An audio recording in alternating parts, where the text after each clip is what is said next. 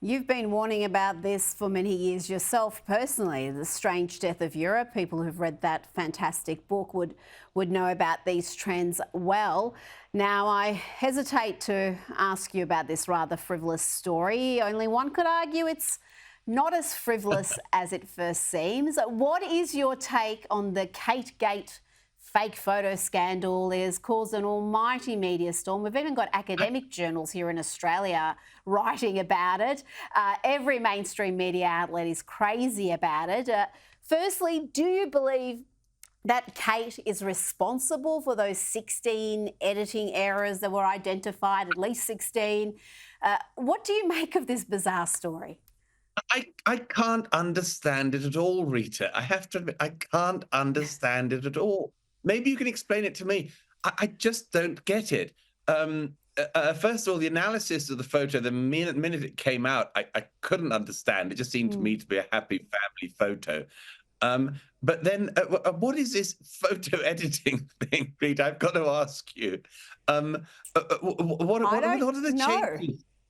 What are the changes? Because I mean, if the allegation is, I don't know, that Kate looks totally different and she's edited herself, I suppose that makes sense. But they seem to be saying that all the photo is edited in different ways and people's legs are crossed in ways they wouldn't. I don't know.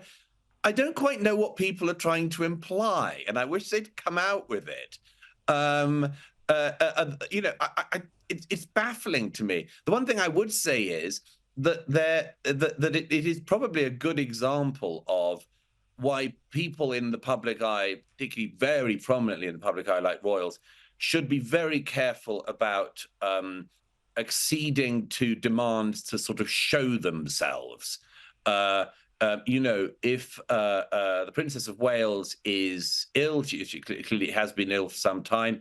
If this is the case, then it's probably best just to say, that remains the case and not to release photos that then have to be returned because they've been edited in some way. I think that it's very important, and the royals actually have learned this lesson in the past.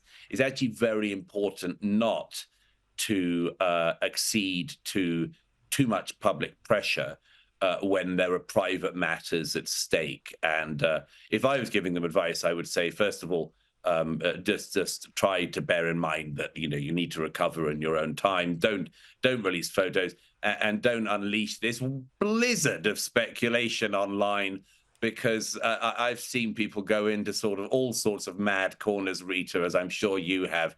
And I think the explanation will simply be that a very nice and a young woman who's been serving her country is recovering, and that's it.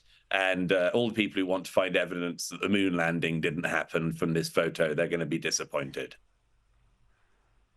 Well, I've got to say, you and I are both naive because when I first saw the photo, there was no suspicions of wrongdoing, or it could be fake or manipulated or any question marks. I was just like, oh, it's another nice photo of Kate and the kids. Yes. But here we Right. are. Now, Douglas Murray, I see you're in South Africa. I'll have to ask you about that next week, because South Africa and what's happening there, it is fascinating, it's disturbing. But thank you so much for your time this evening. It's a great pleasure to be back with you. See you soon.